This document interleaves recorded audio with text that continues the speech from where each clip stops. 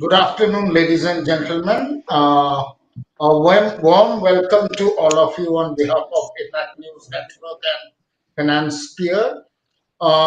We have a number of very illustrious schools from across the country here today, and to discuss an innovative and interesting topic within education, which is very critical uh, in all the senses. However, not always the equal importance has been, or if I may say, if important, equal, the adequate priority has not been given to that issue. So today, our topic is how innovation and financing partnerships can help the education system.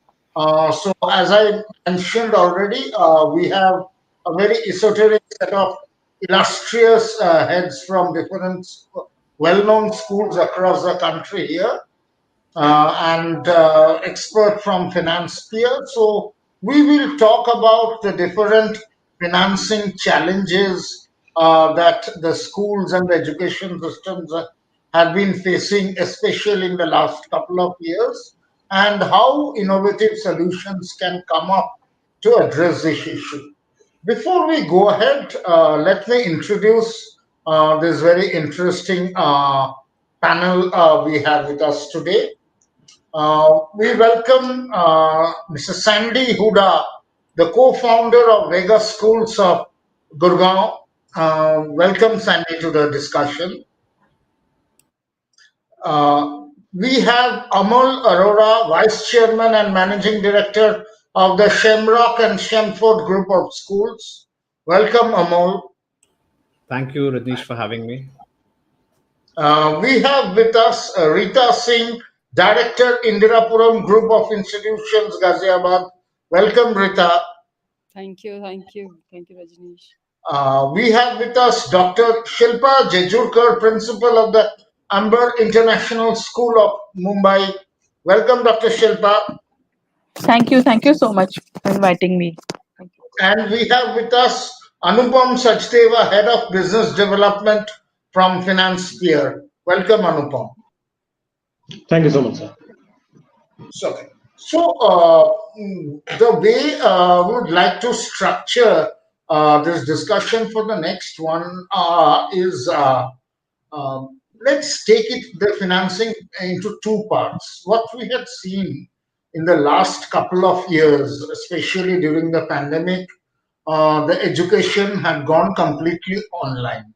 And when education was happening completely online, two things were a must, especially in terms of the device itself, and the other was the quality of the connectivity, internet connectivity.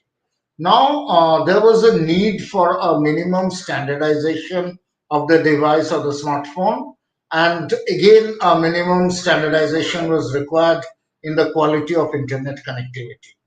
Now, it's easier said than done to have even that minimum quality standard comes at a cost.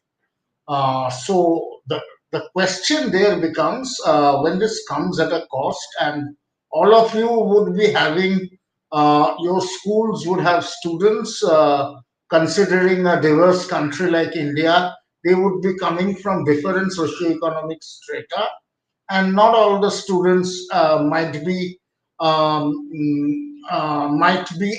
capable enough to afford the topmost devices or even very high quality internet connectivity. So it this financial costs. So I will come to all the schools, and my question is: during these last 2 years, when this challenge was there, from a school point of view, what were the solutions in terms of so that no one gets lesser privilege, and there is an equality or democratization in terms of everyone at least being able to afford the same device and connectivity? How did you manage that financially? So I may start with you, Sandy, and then we'll go to each of the panelists on this.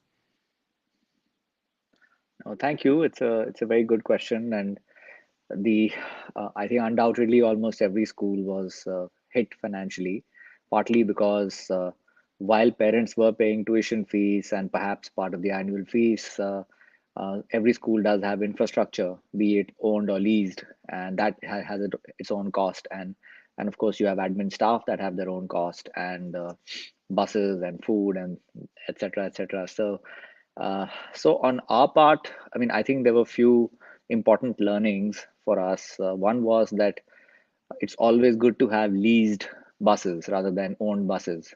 So God forbid something similar happens, one can very quickly pivot, which we did. Fortunately, that was the case. Um, as far as the the internet, etc. is concerned, honestly, it wasn't too difficult, too complicated because most of our teachers were working from home, so that wasn't as much of an issue. The uh, of course, at school we have lease lines, etc., which are fairly costly, but we didn't insist that that the teachers come and operate from school. Um, I think the key question probably is going forward, if something similar happens, how does one prepare for it? Because in the past, uh, very little could have been done to prepare. What was.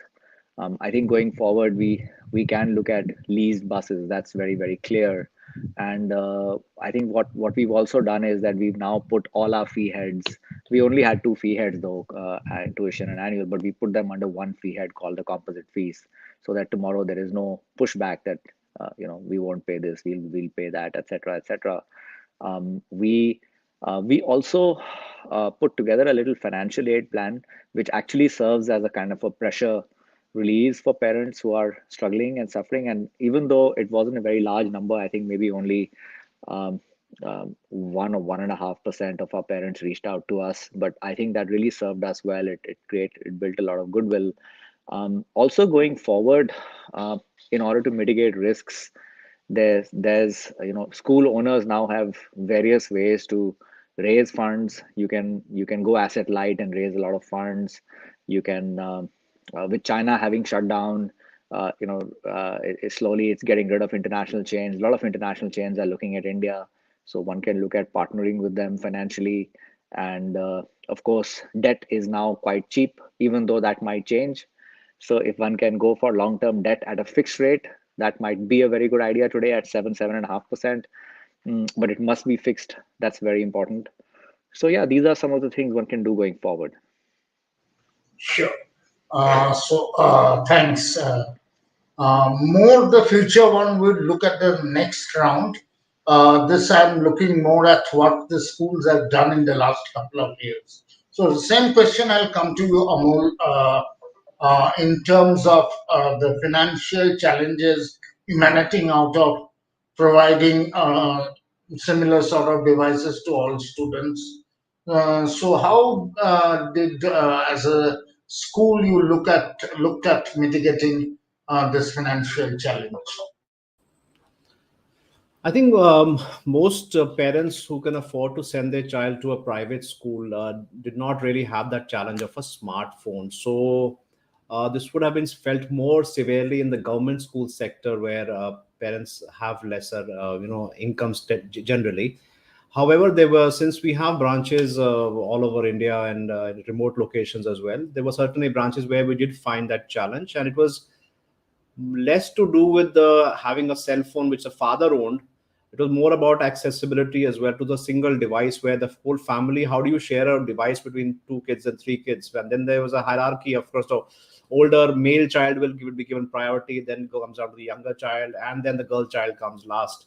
So there was a question of access. And so of course, we had to be creative in many different ways. One is our schedules were, we had classes going on till the evening so that children could join in at different sessions. The whole idea was less of trying to cover content and syllabus, more of ensuring their continuity with the broader world outside, because this was the only communication with the world outside in which it was engaging. Otherwise, they have YouTube videos, they have Netflix, they have few things, they have stuff that they're seeing online. But the two-way communication, this was the only way. So we gave them like a buffet of option to parents. right from WhatsApp classes, where the sessions classes content was being sent through WhatsApp. So very basic smartphones could also access that. Some parents were given hard copies and printouts, and the peons would drop them off at the children's houses and they collect them in the evening. We had teachers doing small classes in some remote locations where some, because uh, especially rural India was not so impacted, and that fear wasn't there in rural India. So we had, so it, because I manage a diverse set of schools from upmarket Gurgaon to remote locations in Northeast as well. So we couldn't create a one size fits all. Then thankfully tools like, I mean, the Google Classroom work on very low bandwidth as well. It can work on a very low bandwidth, so that high connection wasn't there. We had recorded sessions, so if parents could not access due to net in chal raha is time pay, or is it a question of can I download that? So we could record that and they could download in 15 minutes, what normally we take for granted in metro cities.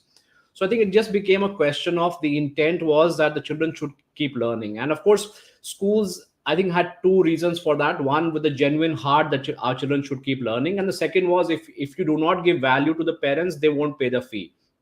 So it's a question of your own survival as well. So what different things would work for different kinds of people. And at the end of the day, we also, it was not just the hardware, it was not just the connectivity, it was also the pedagogy. The way we were teaching could not have been, a mistake which schools were doing was replicating the 40-minute period, and Zoom gave a 40-minute free account, so they just translated the whole timetable online and with the same lesson plans, and it became a mess, especially for younger children who have short attention spans. So I think we had to really create that buffet of options for parents, different timings, different slots, small classes, and then said to parents, you choose what works for you. As long as your children are working, I think that's more important. So teachers would sometimes, when the parent teacher meetings would happen through a cell phone, through a phone call, not through a video conferencing. So the whole idea was, everyone was told to be very entrepreneurial. Since I manage a franchise network of about 600 schools, so everyone was supposed to be very entrepreneurial. That's what I taught them, right, trained them right at the beginning of March. It's not about the tools. I mean, tools are there, but then beyond that, how do you ensure the children keep learning? How do you ensure that parents get value, so that you survive as well? And of course, as Sandy was mentioning about the fixed costs, so at a management level, everything was discussed. What are the things that can be avoided? How do you cut back on your fixed costs so that your revenues and your cost balance out? Because we didn't know how long this was going to continue. So of course, anybody can keep putting money from their own savings or sell off some assets, but how long can that continue? And since there was no end, tunnel, that this is where it's okay, it's a 6-month thing, it's a 1-year thing. No, we didn't know. So it was just about balancing your revenues and costs so that it works out. And I think that's how the past 2 years were. Thanks. So already from two panelists, we are hearing about innovative ways they had looked at in terms of cutting on the fixed costs, then trying to collaborate with other international chains, offering a buffet of different kind of services so that can keep the cost down. Rita, I'll come to you on what has been your experience and how you have tried to manage the financial uh, challenges during these 2 years. Yeah, I think if I start speaking, I'll probably be echoing what Amol said. Most of us are kind of handled it with whatever you can at whatever place you can, whichever way you can. So this is how it has generally been.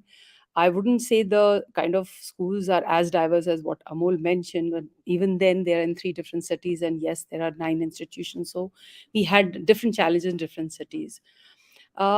Increasing of bandwidth, we of course we did after the school started working post lockdown, when they were still doing mixed hybrid mode when we were going on. Till then, yes, the way it was mentioned that teachers were actually working from home, so they were happy with using their own internet, their own devices, and things like that. Till then, it was like even teachers felt that they were pitching in whatever they could at their level, and each house had limited devices. That was the issue. There were parents who were doing online meeting, they were working from home, there were children who were multiple children, if not three, at least two children who were kind of trying to use the same devices. Of course, to the parents who could afford it, we didn't really try anything from our own side. Probably they purchased more devices at their own level. But for the students who are from RT, say financially challenged group. And also we have an evening school as well, we run evening school as well. So for that we carried out this is a little different that we used to carry out donation of books and things like that. For the first time we actually carried out donation camp for devices for the smartphones. Whoever could kind of pass on, I mean even today probably in our drawer we'll have 3 4 discarded phones which we probably just did not use because a new model came, right? So we kind of did something like this. And as far as the finances are concerned, we being a group of schools, a lot of companies have as of today have given us a lot of things free. Probably they're trying to get us hooked on to it. So it's really not expensive at this point of time, but I know it has all opened up. Money is being spent in expanding our bandwidth. We are getting a better server, better broadband. We're getting we may be considering getting devices to teachers. Frankly, so far each one has their own laptop. We do work 100%. We are working on Google Docs and Excel sheets, and it's all shared platform that we are all working on. Even then, since probably we became a little more proactive. We were already online, we were already using these internet or whatever the IT learnings. All the teachers already have those gadgets, so this was not a challenge will come in. Like initially we were sticking to trying to I've even tried that streaming our classroom lessons, like certain universities I know do it. We want to do it on our website. Somehow that became very expensive for us. We had to come down. So you're I'm happy that you brought on this kind of discussion where the whole lot of stuff we want to do as um, as educators who are into education for the real sense of it, real purpose of it. And there are a whole lot of students who uh, want to learn, but there are challenges that you can't. So if we can actually work or talk about and find parallel solutions, and how actually do we use edtech not to increase the cost. I think technology, if it is used wrongly or sparingly, then it increases the cost. If it is used across, and if it's really become a tool of usage and system, it becomes part of system. I remember the first time when the data management system came in, when we were the way we used to handle a student database and the fee system. Not every school was doing it. When you started doing it, you realize it's so time effective, cost effective. If you compare the man hours versus machine hours and things like that. So we have to learn to use the technology correctly. Financially, it is a dip right now. But if I actually look at it, if government also looks at it, and if they actually work across increasing the bandwidth, I mean, they have to lay down the optical fibers for us to ride upon. We can't be doing that, right? We can do the devices. So I think if every stakeholder holds hand, this technology will bring in revolution, which is already done, and it is still not at the optimal use. This is what I think. Thank you. Dr. Shilpa, I'll come to you next about how your experience and how you managed the thing. Yeah. I think lots of things have already been said about this. But yes, in my school, because we are in a metropolitan city like Mumbai, we also had a lots of issues. No, my children had gone to their native places, no, because most of the parents had been laid off, and they had lost jobs. So most of them had traveled to their native places where there was no connectivity, there was no internet. And then only, I think somewhere some WhatsApp was working. And then yes, rightly said by Mr. Amol, we had also started the WhatsApp classes for such students where was a connectivity issue. We have mostly the teachers from the local area. So what we did is we called the teachers in the school, because even teachers were having a problem with the network. Even in Mumbai, we have some pockets of the city where there is a network issue always.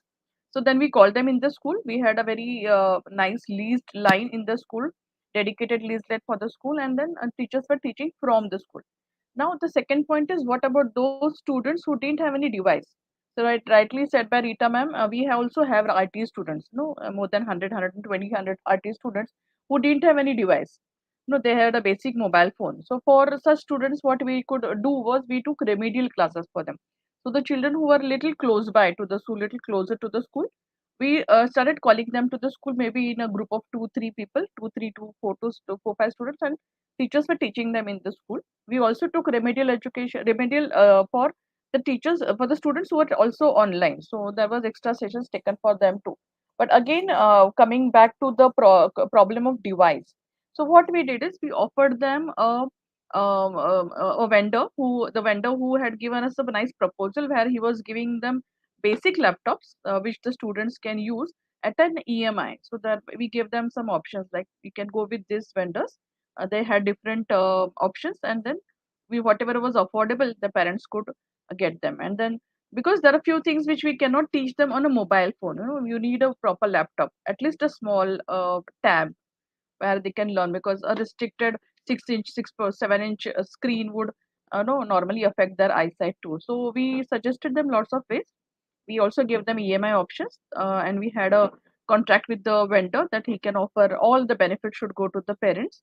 So good discounts were also offered to the parents, and I think somehow few parents have already taken the benefit of them and they're still using it. So that's how we could sail through this pandemic. Thank you. Thanks. Thanks. So again, that's also a lot of innovation happening in terms of financing challenges. I'll come to you, Anupam. Now you have heard all the schools, and each of them has very successfully adopted different innovations. One to ultimate purpose to reach out to all kind of students, so that the mode of learning remains democratized. And second is obviously individual way they all worked out innovations in financing those kind of solutions. So if you can talk about some of the these innovations in financing options that you came up with in the last couple of years and how they can help. Yeah, sure. So what happens is that what I've been listening to, there's a word that comes up again and again. That's called affordability. So Financepeer is basically all about affordability. And we started off being a fintech, but as soon as this pandemic hit, we started our company in 2017. But then in 2020, since we realized that this is the fintech is not enough, where there is a need in the market for a better platform, a cheaper platform where students can come study online. So the kind of innovations that we did, that we started moving towards an edtech, because uh, we were acting like a Netflix of all the edtech platforms. We started tying up with a lot of companies who can give the cheapest and the most affordable platforms for the students to study. And we were initially, for 6 months, we had given that platforms to the schools for free. So where they can conduct live classes, they can have an interactive board, they can upload their lectures, they can do evaluation of their assessments and everything, they can give online tests, and even that was working on a URL link. So there was also not a need of an app, because that would require higher bandwidth. Shilpa ma'am said that ultimately the teachers had to be called to the school where they had a lease line, and then they were able to take the classes. But Amol sir said that what about these people who are in the remote areas and where network connectivity is not good? So we planned accordingly. We gave them a platform which was based on a URL, and when they open it, it can actually work on very low bandwidth, and still the students can interact with the teachers. They can scribble on the board. The teachers can ask the questions there. They can teach live classes. They can give assessments. They can correct the assessments. They can do evaluation, and they can give a feedback also. So these kind of things were done. And right now also, because this was the need of the hour, we kept developing these platforms, and today we are a major edtech and fintech. So all these things came from the need. I think Financepeer rightly has justified the name for affordability, because not only we had given the schools the benefit that they would get their fees upfront and we can collect from the parents in EMIs, but also we started giving these edtech learning platform LMS, in fact, for free. Initially for 6 months we gave, and then after that also the device problem. Like everybody mentioned that device was required, obviously. So in that case, we had done one of a kind partnership with Apple, which comes with the name of Apple Affordability Program. So uh, it's very unique that Apple would come up with an affordability program, because we all know that Apple devices are very expensive. So we tied up with them. We became the exclusive partners, and we started giving out EMI on EMI. We started giving out tablets and MacBooks and everything, starting just from rupees 2000. So most of the students were able to, get that technology with them. They could have devices. And then for the students who were not able to even afford that, we had done that same kind of tie-up with Samsung India. So Samsung tablets are relatively cheaper, and an EMI of 900, 1000 rupees per month, we are able to give out those devices to the students. And that's how we helped these all the major institutions. And I would say that they helped us to create and innovate a new technology, so that we can make the education system better in kind of pandemic. So Thanks. maybe I can explain more. Thank you Sure. so much. I'll come back again, starting with Sandy. And now the question is more looking at the future.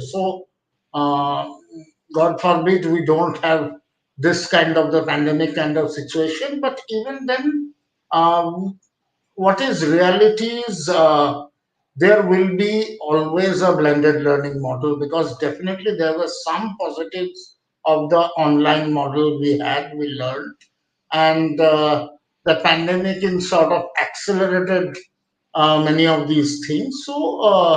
Likely going ahead, there will always be a blended learning model. My question to the all the panelists, and starting with Sandy again, is a couple of areas here. One, even a blended learning model will always it will again come at a cost.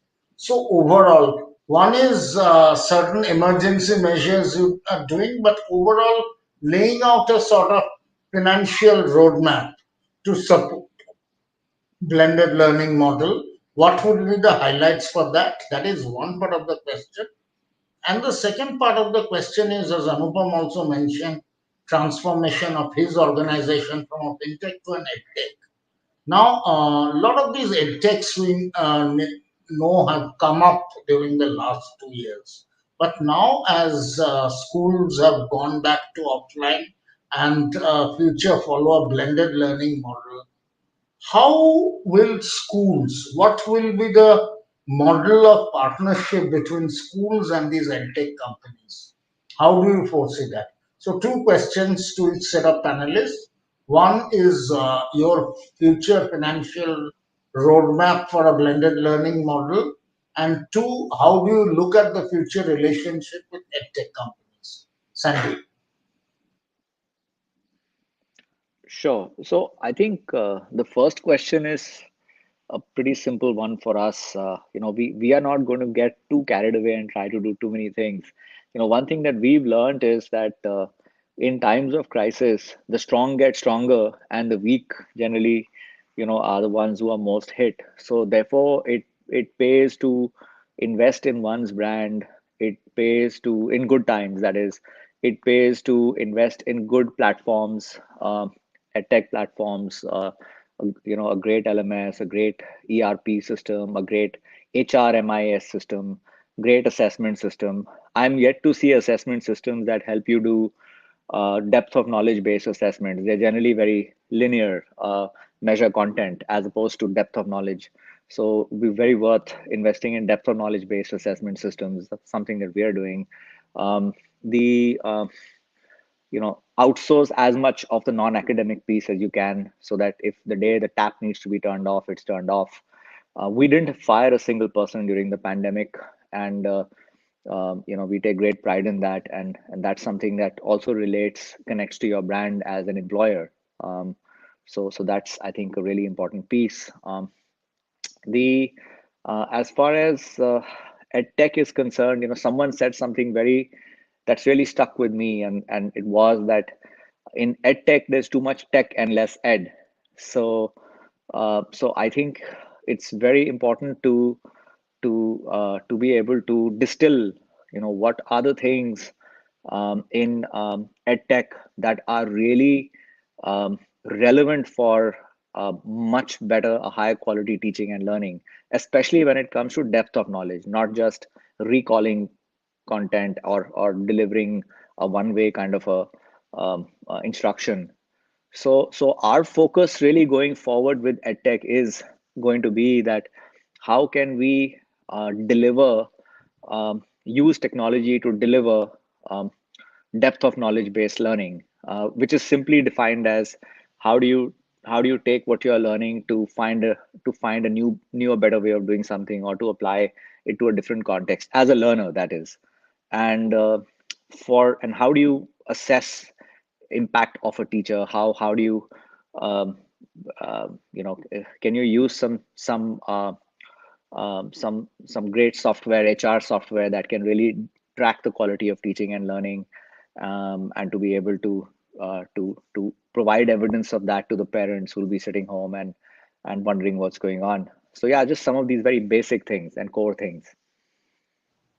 And so you have mentioned two very critical things. One was the assessment nature, the assessment pattern itself, investing in something which sort of does more knowledge based assessment and also can sort of monitor the real impact of the learning. Amol, I'll come to you again the same question. One, the financial roadmap to support the blended learning model and as it evolves further in the future.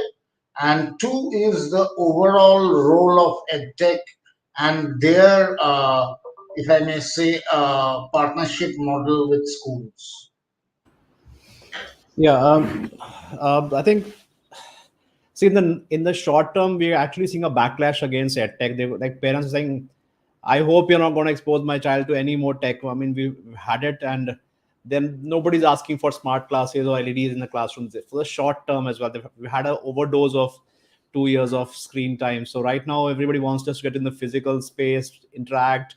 So right now, the short term, there's going to be a backlash, and we're seeing that with the number of layoffs in edtech companies. And I think a lot of the boom in edtech was very immature, and people were thinking this party is going to continue for long, it was just a temporary stopgap arrangement. I mean, suddenly seeing these ads which were like online school and all that, I'm sure you're not going to see them in the coming few months. It's just, till they have investors' money, it's going to be there. So as you rightly said, blended is the way forward. Yes, what percentage of blended? What do we mean by blended? Those questions are still to be answered. Is it going to be just flipped class learning where children learn some concepts before coming? Is it going to be AR, VR? Is it going to become like video games, which earlier we used to go to the video game parlor? I used to do that and play Mario, put my 1 rupee coin, and now we have much powerful machines at homes. So will the tech shift home wise, and will schools become social institutions, non-tech environments, kind of islands of peace kind of environment? So we don't know what blended actually means. Is it home or school? Is it going to be everything together? Is it going to be a mishmash?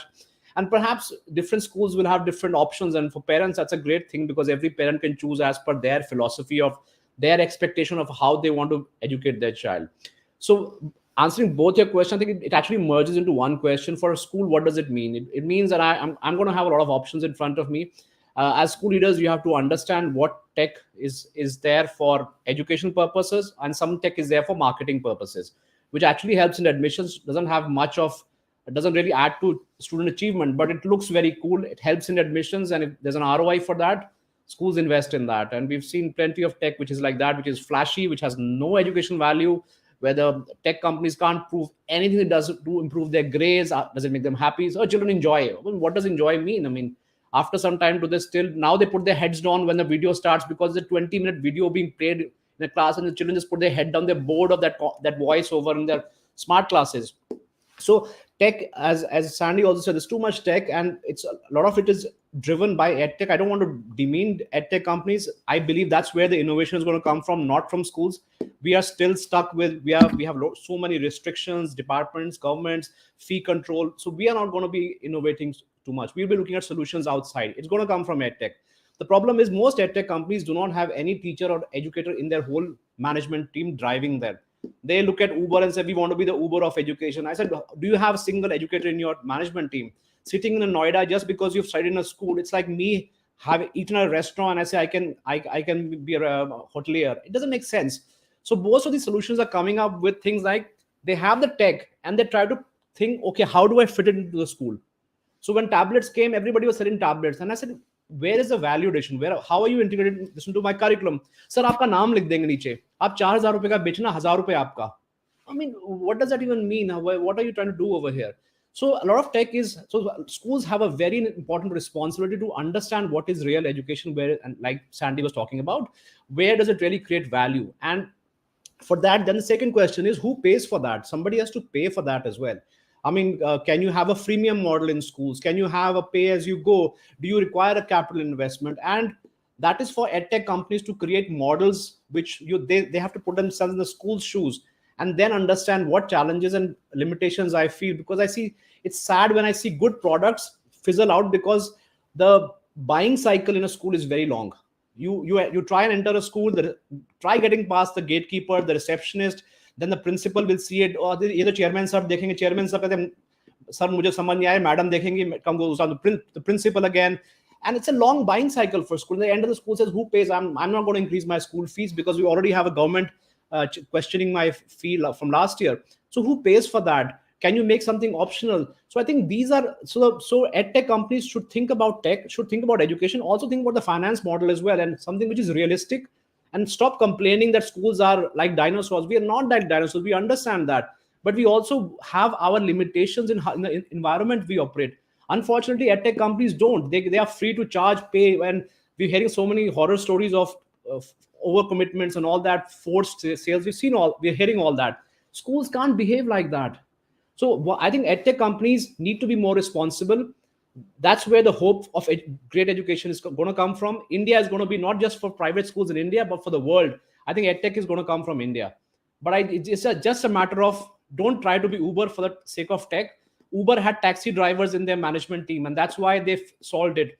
Even now, today, newspaper, it came that Uber has solved this problem of cancellations and cash payments by telling the drivers where the destination is and the mode of payment. So drivers don't book the cab and then cancel later on, which is the biggest problem that Uber customers face. So it's about understanding where we come. So take some teachers on board, take some educators on board, and you're board. And I think that's where your problems will be solved, not just financial investors. And I think if you come up with something practical, schools would love it. And of course, as always, affordability is going to be the key.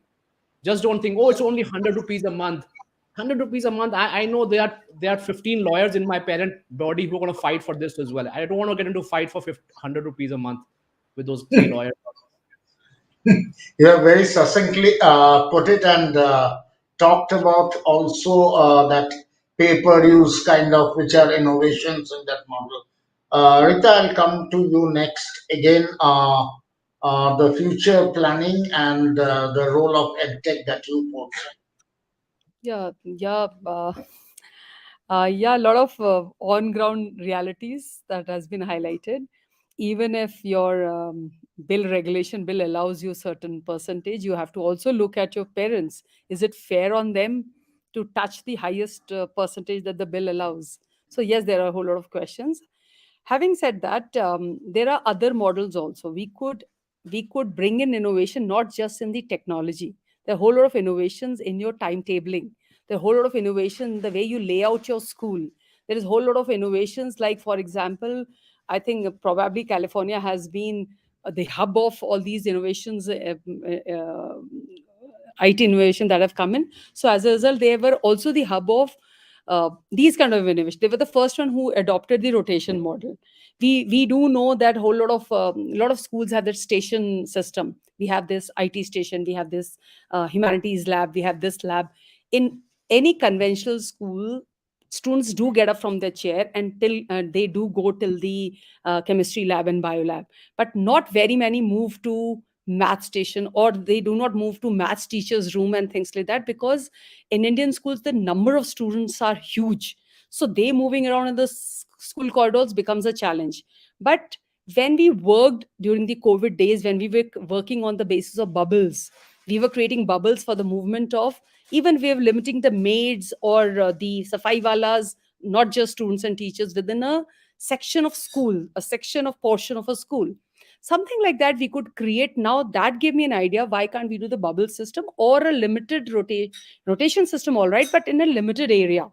So whatever technology we have, whatever suppose lab I have set up or a learning center I have set up, or the purpose is that student take maximum of the technology that the school has.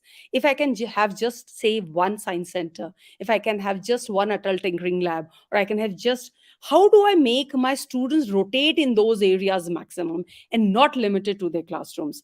Can I have my entire Friday just moving around in these areas, and that Friday someone else sits in my room? Like, I have run an evening school not in a separate building. We have run evening school in the very same classes, using the same very labs. And I'm sure there are a whole lot of schools who are doing two shifts, and of course that's a commercial proposition. I'm not talking about that. I'm talking about maximizing our usage of our resources, minimizing the number of resources, hence improving of financials. So there are other innovations also that we can think of as we're talking about blended learning. When we say blending or hybrid model, whatever we talk about, yes, are we only talking about offline versus online or mixing of both?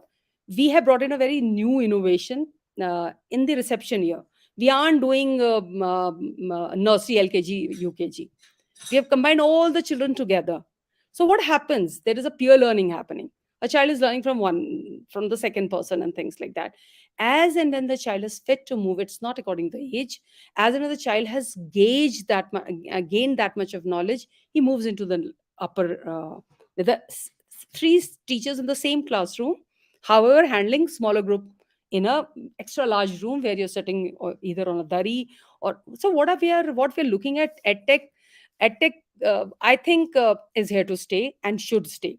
If we join hands with them, if we use them yes, if they also look into the real requirement of academic, what kind of academic curriculum or what kind of transaction we are seeking from them, what is going to be the final learning outcome of whatever tablet I use, or app I use, or platform I use. If I'm clear on that, if they can also understand the lesson planning, if they can also understand what is the pedagogy, when we let that be a tool, that cannot be that cannot replace the teacher, that cannot replace other lessons and things like that. If I can actually use it, I think, if I have got a set of say 100 teachers, they may be domains experts in their subjects. But if I want to teach them pottery as well, I want to teach them life skills, I want to teach them debating, I want to teach them this, I want to make them expert in AI, I cannot find my own teachers doing that. I have to outsource that. So if I have to outsource, say, a teacher, I don't mind outsourcing it to a tech company. If some tech company can get that knowledge base to me, yes, then I put it, not hand it over to every child, but hand it over to a portion of a school, equip my one of the rooms to do that, and on the rotation model, my students make use of the entire resource that I create for them. So and yes, I am open to not calling students for 2 days and calling them only for 3 days, so they are at home. I'm also open to, I mean, there's somebody did talk about, we send even send videos on WhatsApp and whatever it, the way we could teach, we taught that way. I would say, don't take it as a hard luck measure, make it the way to teach. Whatever child can teach asynchronous, why must everything be synchronous? What do you need in synchronous classes? If I have an expertise and I must pass it on to my child while I'm talking to him, yes, bring it out, bring it up as synchronous. Whatever the child has to kind of read, and we talked about watching videos on these what do we call it, these smart boards in a classroom, and why do you want to watch them together? Unless you want to pause the video, explain, then it becomes a synchronous teaching. So that should be hybrid of offline, online, synchronous, unsynchronous, pehle ka, baad ka, pre-learning, post-learning assessment. It has to be the real sense, and I am sure, I think even the statistically we have seen, it does give out better results. Hybrid learning must continue. How do we structure? It's a whole lot of discussions, whole lot of planning, whole lot of uh, I think structuring is required in this particular field. Thanks, and that's thanks more for talking about beyond technology. Also, looking the rotation solution that you are mentioning, that can be something to emulate. Dr. Shilpa, again the same question: future financial roadmap and relation vis-a-vis ethics. Yeah, so I think most of the important things are already being said by the co-panelists. But then, yes, what I would like to touch is, so yes, upon about hybrid learning. Yes, it's going to stay now because since last week we saw Prime Minister also speaking about hybrid learning, and now since after this 2 years of pandemic, what we have seen is children are getting distracted. So now we have a new concept called as distracted learning and nano learning concepts coming in. So somewhere what I feel is we should use human interventions. So teacher has to be there in the class along with a tadka of maybe your edtech. Edtech can be used only as a seasoning, just to complement your physical a teacher.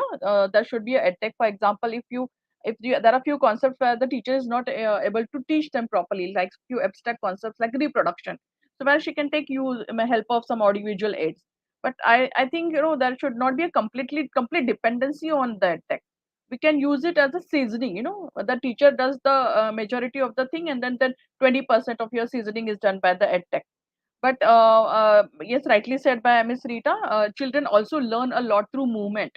And like how American schools they do is they have teachers stationed in their own classes, and the children keep moving. But in India, we don't. It's not possible because of the huge numbers. But then still, why don't we have few lesson plans where we target multiple skills? Where a child who is again a kinesthetic learner also learns through movement. So we can have a lot of incorporation of learning through movement, a type of ideas in the lesson plans. We can also have like multi-age learning. What ma'am has suggested that we can have all the class students together, and then different teacher teaches a group of students, and then there is a multi-age learning happening. Maybe a junior KG child learns a concept which is a senior KG child is learning, and then he becomes he can also we can promote him. We can give him a double promotion, give the child a double promotion. That is also a possibility. Now we are talking so many things about everything nowadays in the education world. So I don't think there may be more new things coming into this sector. So let's hope that lots of good things and positive things come in the sector. Thank you. Thanks. Anupam, I'll come to you next. Now you heard about Yeah. the one broadly the way the schools are looking at partnering with tech companies and even financially how they are planning. So maybe if you can talk specifically some of the solutions or some of the ways that you can partner with the schools, that would be great. Yeah. So what I understand is that there's a segment of education. K-12 is different, high ed is different, and the need for the edtech more is leaning towards the higher education because as all of our panelists rightly said, see, there's no denying in that in the pandemic time it was a need of the hour for the EdTech to come up and give the solutions to the schools. But I think that time also and this time also it is more inclined towards the higher ed. I'll give you an example. For example, if you're talking about blended learning and we're talking about artificial intelligence, virtual reality, and all these concepts that all of a sudden they were highlighted during the pandemic. I'll give you a short example of a medical student. So, if you use that technology, for example, if you use an iPad to understand, to learn human anatomy, so that kind of thing only can be taught in the classroom, in the medical colleges at the time of their lecture. But this edtech, this technology, this through Apple devices maybe or through artificial intelligence and augmented reality, they were able to understand these concepts in a better manner sitting at home where they were not able to attend the physical classes. So what I mean to say is that yes, there is a need for the edtechs to partner with schools, but mostly it is in terms of higher education. In schools, yes, if we can understand better.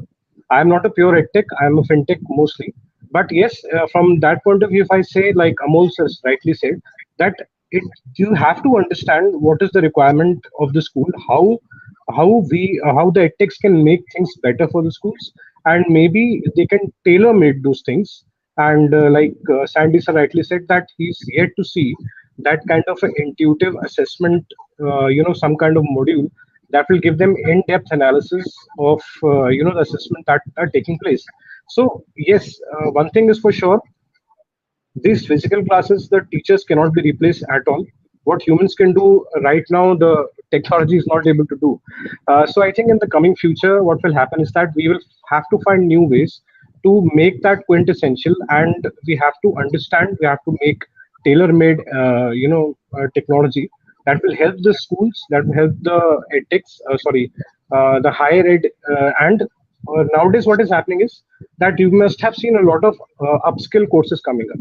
So these, they are totally dependent upon the ethics. They are not taking physical classes. They are not going to a classroom, but in need of refine their careers in order to earn more, in order to advance in their careers. They are doing the upskill courses online.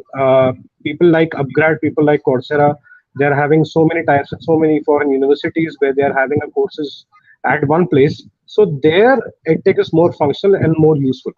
So I would expect us to also, innovate more. Come back to this later. Yeah. No, Anupam, we have a whole lot of edtech being used. Rather, things like Minecraft and all. Our nursery students have also started using it. So it isn't really, augmented learning. I mean, we are benefiting it from, in a great way.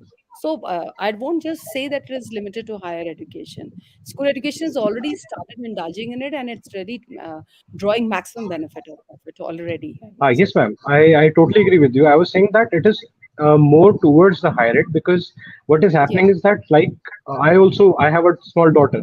So since she's started going to the school again, they are able to learn better because of the physical classes. So involvement of edtech is there. I am not denying that fact, but I'm saying that it has to be better understood in order to meet the needs of the students, how it can help better, and how that can be complemented with the physical learning. So that's what I mean to say. Absolutely. Thanks.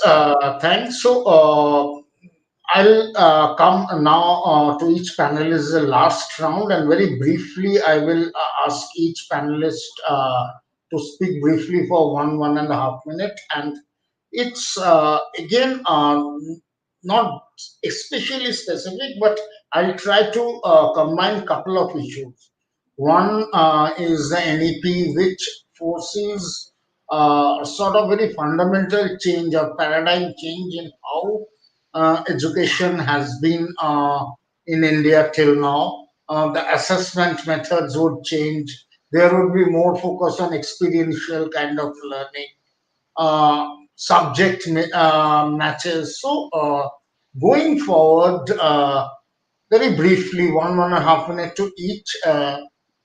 How would these overall expected foreseeable changes impact what was again the central theme of the discussion today, the way it translates into financials for the school to provide, and ultimately looking at all these things, the different modes of assessment, experiential learning. So when most of the NEP provisions are properly starting to happen, how would that change the financial model of schools? Again, starting with you, Sandy. Yeah, I think this is a great question. I think going forward, the schools that can deliver depth of knowledge, either by way of experiential learning or inquiry-based learning or project-based learning or you know expeditionary learning, there are many, many methods. These schools are likely to probably be able to earn more revenue. Um, the, the question really is you use assessment. There's an old adage that says that teachers will teach whatever is assessed. Honestly, I'm yet to see an assessment, a tech assessment model that is able to assess depth of knowledge. So you can easily assess a question that has one answer. Um, so test content, test learners' ability to be able to remember and uh, regurgitate the content. But I'm yet to see. In fact, I did see one. I don't think it was very well developed. It's a company in the UK. I don't remember the name. assess uh, answers, uh, questions that had more than one answer, and that actually reflected depth of knowledge. This was based on AI. I thought it was phenomenal, but it wasn't very well developed. So I think that's going to be the key going forward. Thanks. Amol, I think for me, I'm a bit of a skeptic when it comes to NEP. I think it's not a policy document; it's more of a vision document. But what it does very well is align the whole country and into what we should be doing. The progressive schools have already known this. It's been not something. It's nothing new for them, but it aligns the country. And combined with what COVID gave us, which forced people to change the status quo, people to learn new skills, for learners to learn new ways to learn, and combined with what tech is going, especially the internet is going to change into 5G, and we're talking about 6G also. The Prime Minister is talking about that by the end of the decade. I think it's going to be very exciting times. So the NEP is going to be the overall uh, vision document, I would say, but what's going to happen at the ground level is going to be very different. We're going to have a very staggered schools which really understand this, get this, and are going to be very progressive. Children are going to learn in amazing ways. It's going to be very exciting. At the other hand, we'll be still struggling with girls not having toilets in the government schools, because the government system is known for bad execution. So I think we're going to have it might work in a city like Delhi, where the Aam Aadmi Party has done a good job. I mean, not politically speaking, but it seems to be that at least there's been some initiative, which is good. At the same time, they've, you know, made the bad guys the private school. That's pretty bad. So I think it should be a it should be a healthy competition between both. Everyone needs to grow together rather than saying I'm better. By pulling you down doesn't make me better. So I think it's going to be exciting times. I think this is going to be something which and as Anupam was talking, and I think everybody else talking about micro learning. What is the need to come to school? I think those questions have now been properly addressed. The school needs to be there. You cannot replace not only a teacher but a school environment as well, because those questions are still there in the higher education. We've not solved them. I think people are still thinking, does it make sense to spend 1 crore rupees for a bachelor's degree in UK, where kids are saying, give me that money, that'll fund my startup. So but no one's going to say that about a school education. So it's going to be very dynamic in what education is going to look like in 10 years from now. And I think it makes for exciting times. And I think NEP is, combined with COVID, combined with faster internets, I think it's going to be quite a ride now going forward. thank you. Rita, your views. Yeah, I think the leading companies like Google and all have already started hiring people without any degree. So, but let's not talk about degrees. Let's not making it compulsory being in here. We have to actually understand that we need to create self-learners. So, to create those self-learners, what kind of atmosphere we can give? So, we as people who are running the schools or handling schools, we only have to concentrate on providing that resource pool for that target group, which is the set of students who you're grooming. Give them good faculty, good teachers. Definitely it is irreplaceable. Second is give them a library of content. In which form you give it? Do you want to give it in the form of smart board? You want to give it in the form of hard copy library books? You want to give it in the form of YouTube channels? You want to give it, or you want to buy stuff, take membership of database, big database, whichever way. So giving them a library of great content which they should know, and of course teach them researching skills. You just have to spend a lot of time in teaching. This is something Indian students do not know. Even the higher education students do not know. It's been, I think we stopped teaching them, we stopped exposing them to researchers, we stopped teaching them how to research since so many years gone by.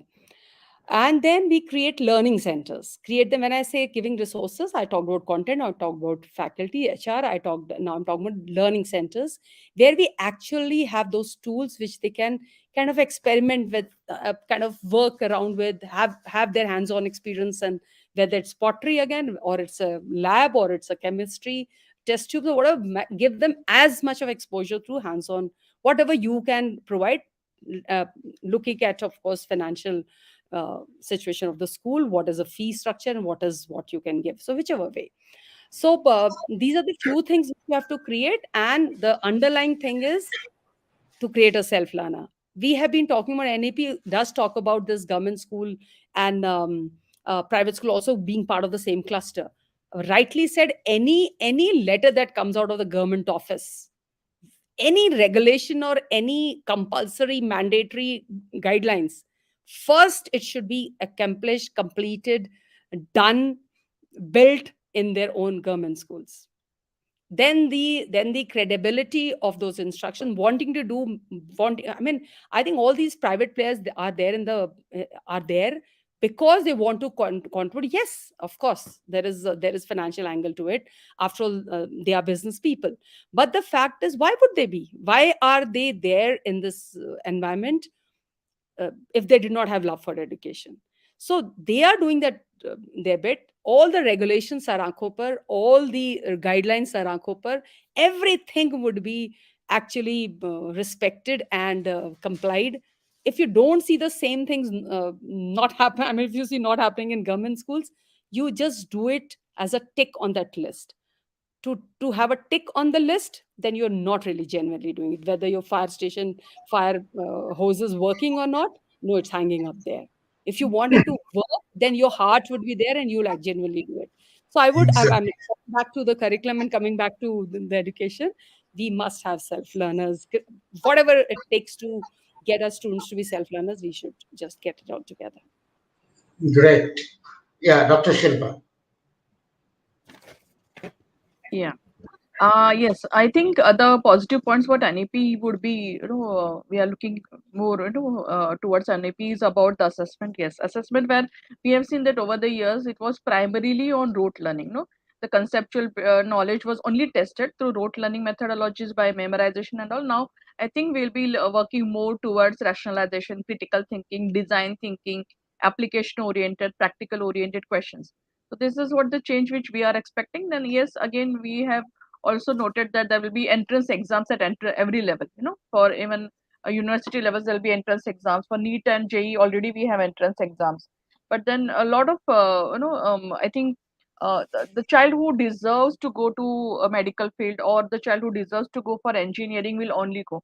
Otherwise, in cities like us, we see that all 99% of the parents want their children to go for either NEET or JE without actually looking at what is the child's capabilities, and then coming back crying that my child is not able to do science and not able to do mathematics. uh, so liberal arts is what is also, I think, going to stay a longer, because we have students coming up and asking is, ma'am, along with physics and chemistry I would accountancy also. So a different core of, different core subjects are being allowed now because of NEP, and I think children will enjoy learning. They will not be restricted to a certain subjects. They can take multiple subjects together and they can study. And there'll be again, dual degree programs will be introduced, where if no someone can do something, major in something and minor in something. Minor, maybe I'm inclined towards music, so I'll do minor in music and major in maybe engineering or AI. So I think all these are positive things which are going to come up because of NEP. And thanks to NEP, we all educationists are also now thinking towards a change in the society and change everywhere expected. Right from teachers training to no to removing the block in the parents' mind. And children, students are already coming up and asking us for so many options. So I think NEP Okay. is in some way going to help us now. Thanks. So, Anupam, you have the last word, and may I request you, if in a couple of slides you can tell about the plans. So, Sure. can we play the slide? Yeah. So first of all, I would like to continue from where the panelists have left. I think NEP is going to help students choose the subjects wisely. If they are more interested in some particular subject, they can choose that. They can go ahead. Ethics are going to help them, achieve better qualifications and achieve better education in those particular subjects, so that they can actually use that, in order to achieve something in their life. But what we are going to do there, I think I'll explain it to you from my slides, that what Financepeer is going to do in that. So till now, I think everybody's understood that education and financing both go hand in hand. And Financepeer is basically all about that. It's not only about fintech. It's about edtech. It's about much more than that. So Financepeer has become India's safest, quickest, and largest education forensic company because of the fact that when we started off in 2017, there was an event of Google Launchpad wherein we are co-founders. There are four of the co-founders, all from IITs and IIMs, and they presented their idea that they want to give something back to society. That time, pre-COVID, we were not talking about innovations in education technology. We are talking about innovations in financial technology, because how the students can afford better education, how students who go to a college but they are not able to pursue their education, they go back disheartened because when they see the fee and they are not able to afford the higher education system, they had certain fee payment plans wherein they would take the fee upfront, or they would pay semester wise or something like that. So Financepeer decided that to showcase this, we introduced our concept to Google Launchpad. Then Google incubated us, and that's how we became the India's safest, quickest, and largest. If you can move on to the next slide. So there are certain other aspects I will talk about in depth. Next slide, please. So how it started is that there are certain elements of the education and certain elements of the educational institutions that they want to make better. In the next slide, please, next slide, please. So it's about the fee collection, it's about the admissions, it's about how to manage funds, working capital. I think all of us understand that very well since we are owning schools and we are doing this for a long time. So what Financepeer does is that we would want that the school should not have a hassle of fee collection, should not have a problem of the fee recovery. They should be able to manage funds. There should be somebody who can help them cover all their payments, and it becomes a win-win-win situation. So win-win-win situation means that the institution would get their fee upfront. There will be zero fee collection hassle. The parents would have an option to pay in a certain number of EMIs. As in the first slide, you can see, you saw that from 3 EMIs to 36 EMIs. So it's it's a multiple options that the parents can have to pay their students' fees. And it covers everything like tuition fees, admission fee, transport charges. Even now, I already explained it to you that we have got the collaboration with Apple and Samsung and how we do that. As what we have seen in certain case studies, talking about some boarding schools, we have gained experience that their dropout ratio has decreased dramatically. Their admissions have also increased because of the fact what I mentioned, that the student wants to pursue that education, they would go ahead, but they might not able to afford that. So Financepeer makes it affordable for them by converting into simple EMIs. In this way, when the institution would get their money upfront and they are able to, they efficiently use their working capital, it is going to be both beneficial for the students and the parents as well, and for the education institutions. On top of that, there's a unique thing that we are providing. It is basically to cover the risk. So risk is what we have to cover here apart from all these things, and we give complimentary insurance to all the students that join hands with Financepeer. And so that in continuing education, where there was a time of pandemic where a lot of layoffs were made, a lot of people fell sick. God forbid, there were so many people, the bread earners, they passed away, and the parents and the students were in a fix. So in that kind of situation also, we are giving an insurance cover where the education of the student will not be hampered. It will still be continuing through insurance, and Financepeer will take care of their studies for the next 5 years. Next slide, please. So this is the program I was talking about, Apple Affordability Program. Simply, it's just that there's a segment of Apple devices that would come to students on. They can avail this offer. They can own an Apple device in easy installments. They don't have to pay anything extra. In fact, the tie-up we are having with Apple ensures that the Apple devices come on discounts to them. On top of that, they get 12 EMIs in a year, and that too at zero cost. So that will include all these things. It's not only the device that they get, the school gets mobile device management. I think some of you might be familiar with that. It is basically the control that the teacher will have on the devices that the students are using.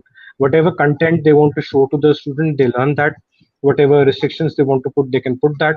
And similarly, the same replica is there with the Samsung. So Knox Technologies ensures that any unwanted things are not happening with the device. It is not being misused, and the students and the teachers are able to use this devices for teaching and training purposes in a very effective manner. Next slide, please. I think I've covered this. We can move on to the next. Yeah. So what happens is now that when we tie up with an institution or anything, maybe it a K-12 or maybe higher ed or maybe you know uh, institutes that are not giving compulsory learning. Maybe it's a training institution. Maybe it's IELTS, TOEFL. Maybe it is Frankfurt Airlines Academy. Wherever it is, so we would want that these people should have some kind of dedicated support. They should have 24/7 dedicated service support so that the parents are able to avail our services properly. We also have custom designed flyers and brochures that we create for them in order to give out a lot of information to the parents to know about this facility that the school is having for them. We also have a lot of free workshops by Apple, wherein an Apple educator comes to the school and they do online sessions also, webinars also, where they give a proper training to the students on how to use those devices, what are the benefits of it, and it's just not that we just give the device and that's over. So that kind of things are also there. And on top of that, we also reward the parents and students with certain cashbacks when they pay fee through Financepeer. Moving to the last slide, it will just show you a little bit of what all institutions where we have partnered with in the last 2 years, basically mostly in last 2 years. Next slide, please. So we have now tied up with 11,000 education institutes and still counting every day.